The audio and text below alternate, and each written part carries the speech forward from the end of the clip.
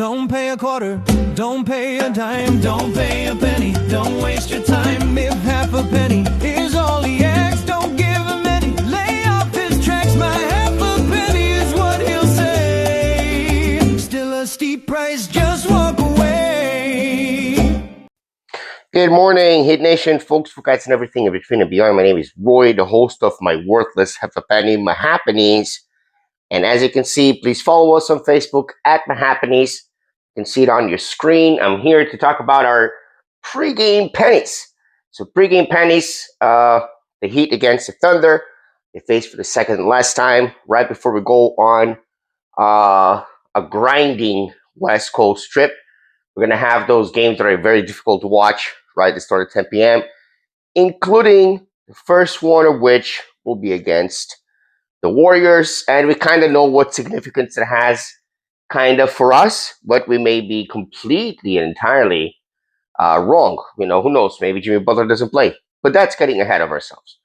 This game, which is against the best team in the NBA, could make us obviously go to 500, and then it would just be like us to lose to the Warriors and then go be below 500 for the first time in the season. Right, first time this season, I think would go below 500. As far as injury report for the Heat, Tyler Hero is questionable. I'm not going to say what I think it is. It is still suffering from the rib contusion and the toe injury. Jaime Jaquez and Davion Mitchell yesterday had been ruled out already with a knee injury and shoulder injury respectively, and Terry Rozier because of the NBA cover-up. Now, for the Thunder, which I'd never say those things help us, regardless, Isaiah Hartenstein is not going to be there, is out with a calf injury, and Nikola Topic is out with testicular cancer. In any case. And Thomas Sorber is out with a knee injury. The Oklahoma City Thunder in the last 10 games have won 8 out of 10. So they're 8-2. What happened? Let me see. Let's take a look. They have a field goal percentage of 47.8, 3-point percentage of 31.9%. They're just doing amazingly well as usual and as we so wanted our team to be. They are second in points per game, 121.1. They are 17th in rebounds per game, 43.9, almost 44. They are 16th in assists per game, 25.7, and they are first in opponents' point per game allowed, 107.7. Thus far, I think we are still about 312 against elite defenses, which is one of the ones we're going to meet today.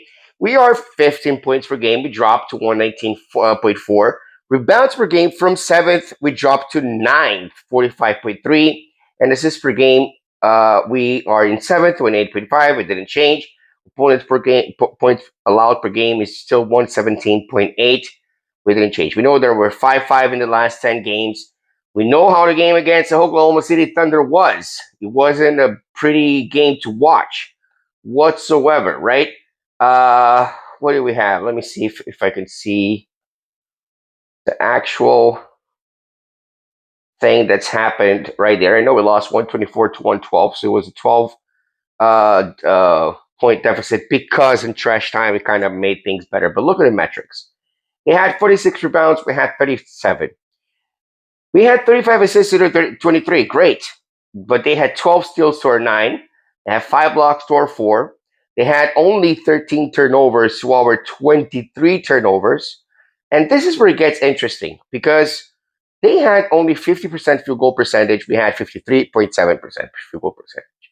We just shot the ball way less, right? At the end of the time, at the end of the when the matchup got interesting. 3-point percentage, they were only 29.4, which means they were below 30%, and we were at 50%. And again, not enough shots shot, 53.1%. But look at our field goal percentage. Theirs was bad, 71.4%, but we only scored under 54% of our free throws. And then we look at points in paint. Okay, they had 14 more points in paint than us, 66-52. They had 26 second chance points We only had one. We had 11 fast break points, and they only had 8. As fast break points is kind of what's going to happen when you're playing in fast pace, but obviously, very much so, not enough.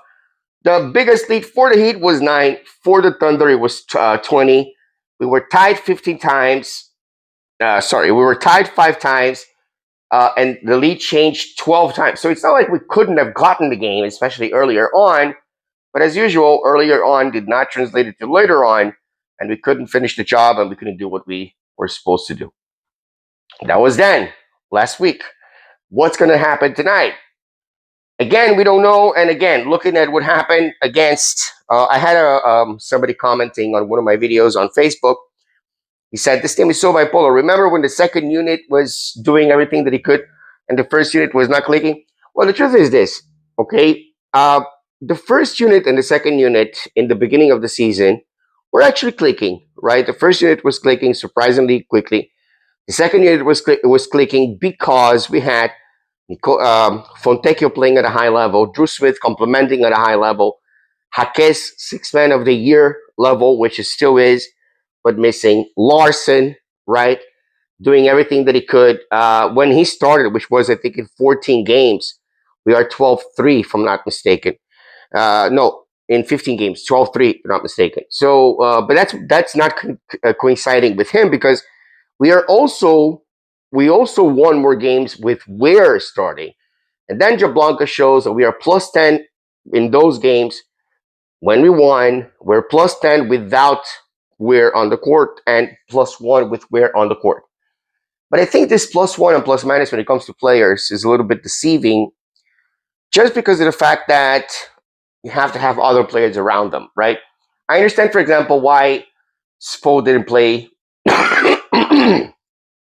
Excuse me, that came out of nowhere.